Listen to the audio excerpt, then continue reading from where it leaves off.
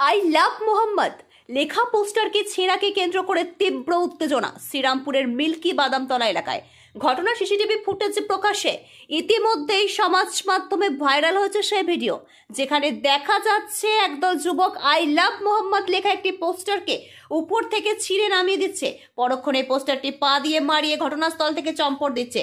CCTV footage প্রকাশ্যে আসতেই ঘটনায় তীব্র চাঞ্চল্য ছড়িয়েছে ওই এলাকায়।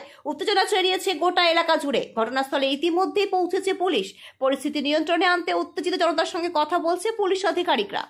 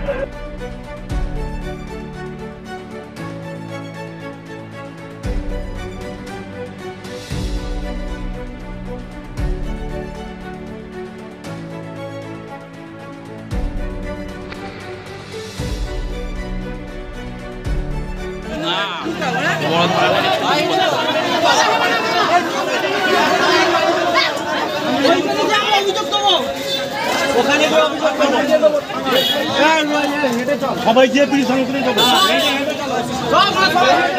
মেরে ঘাটটা এখানে ভেঙে দেবো একদম।